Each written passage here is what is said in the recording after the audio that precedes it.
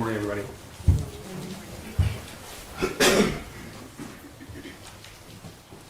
I want to introduce you to Hannah St. Juliana, Madison Baldwin, Tate Muir, and Justin Schilling. They died on November the 30th of 2021. They weren't in a car crash. They weren't sick. They were murdered in an act of terror committed by Jennifer Crumbley's 15-year-old son. Jennifer Crumbley didn't pull the trigger that day, but she is responsible for those deaths. These kids were gunned down inside Oxford High School with this gun.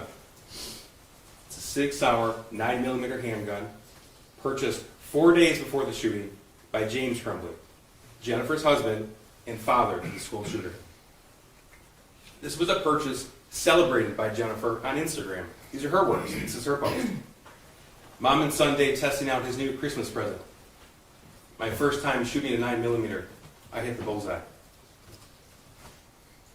The evidence will prove that by the time this gun was bought, the school shooter was in a downward spiral that had begun months before. The evidence will also show you that Jennifer Crumbley was aware of that. Despite her knowledge of his deteriorating mental crisis, despite her knowledge of his growing social isolation, despite the fact that it is illegal for a 15-year-old to walk into a gun store and walk out with a handgun by himself, this gun was gifted. You will also learn that despite all of that background, this firearm was not secured in a way to prevent her son from gaining access to it. The evidence will also prove to you that even with all of that, on November the 30th, Jennifer Crumbley was still given the opportunity to prevent these murders from ever happening. Instead, she chose to do nothing. This drawing, this math worksheet, was sent to her November the 30th, 2021 at 9:30 in the morning. That's more than 3 hours before the first shot was fired. These writings, that drawing, created by her son. She was sent this by her son's school counselor when he requested an immediate meeting with her at the school that day. He requested that meeting because this drawing, those words, suggest both weapon and injury, even to someone with only limited knowledge of the shooter. Apparently, that raised an alarm with Jennifer Crumbley, because she did go to the meeting with her husband, but before she did, she privately communicated her own concern with her husband. This will be admitted in evidence throughout the trial. This is a portion of a Facebook messenger thread from Jennifer to James Crumbley. Jennifer, words in blue. Emergency, November 30th, 2021, 9:35 a.m. Then she sent the picture to James. His response, my God, WTF. And then he wrote back about the vet. He was at their barn, worried about their horse. Jennifer's response, he said he was distraught about last night. And then, I'm very concerned, headed to his school. That's at 10:12 a.m.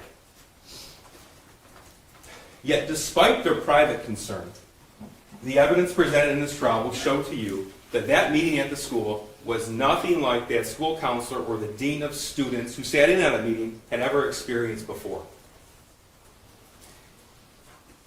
Those two individuals, even with their limited knowledge of that drawing, had expected the defendant or her husband to take their son home and set an appointment with a mental health professional. But they didn't. You see, you will learn that these kind of meetings, when they occur with parents, can last an hour or longer. This one was abruptly ended by Jennifer Crumbley after just over 11 minutes. And then she left. You see, this drawing alarmed everyone who saw it, including those who only knew the Crumbleys in limited settings, or even to those who had never met their son before. The two people in the world with all of the information, all of the background, to put this drawing into context were James and Jennifer Crumbley. And you will learn that in that meeting, they didn't share any of it. They didn't say anything about the fact that that firearm was identical to the 6-hour 9mm. Identical. They didn't mention how that gun was stored. They didn't mention anything about his increased mental distress. You'll learn that after the meeting when they left, they didn't embrace him. You'll learn that their home is just down the road from the Oxford High School. They didn't stop by the house to look for the gun. You'll learn never once did they ask their son, "Where's the gun?" They did nothing. They didn't do any number of tragically small and easy things that would have prevented all of this from happening. One theme will present itself during this trial is just how senseless November 30th was. And that's because of all of the easy, ordinary things for someone to do that nobody did. What I just outlined to you is a snapshot of the evidence that will be presented in this case. You will hear the facts and the evidence from the witnesses. You will hear from between 20 and 25 of those witnesses. You're going to see over 400 exhibits. You're going to hear from witnesses who were in law enforcement. You're going to hear from individuals who worked for Oxford High School. You'll hear from people who knew Jennifer Crumbley in social situations and those who worked with Jennifer Crumbley. You're going to hear from victims in this case as well, those who were inside the school November the 30th. You're going to learn a little bit about the scope of the investigation. You'll learn that during this trial, the defendant's cell phone, her husband's cell phone, and their son's cell phone were seized. They were all forensically analyzed. Through all of that data received, in addition to data obtained through cell phone towers, social media search warrants, through information received through banking records, GPS pings, from gun ranges, all this information will be presented to you, and you'll be able to obtain a digital footprint of the Crumbley family. And you'll get an idea, you'll get a view into the Crumbley life in the days, the weeks, the months preceding the shooting. You're also going to learn a little bit about the aftermath of the shooting. Specifically, you're going to see a pattern emerge in Jennifer Crumbley after the shooting on November 30th. That pattern will include and show you that she immediately began to downplay and downright lie about her level of knowledge of her son and that weapon and that drawing on November the 30th. This pattern will continue up until the time that she and her husband are found hiding from the police in Detroit. This pattern will show you that her first instinct was to lie, her second was to run. Now, the evidence will show you that she didn't pull the trigger, but she's responsible. But there is no claim that she gifted that firearm to her son knowing he was going to commit the attack. There's no claim that she wanted him to commit the attack. So how can she be held responsible when her son pulled the trigger? And the answer is, she's not charged with murder. She's charged with involuntary manslaughter. You see, murder it's an intentional killing. Involuntary manslaughter, by definition, is unintentional. It's rooted in negligence. You've heard Judge Matthews tell you that every crime is made with something called elements. This is no exception. You're going to learn that involuntary manslaughter is committed when someone's acts or their failures to act or their failures to perform their legal duty were grossly negligent, and that gross negligence was a cause of death.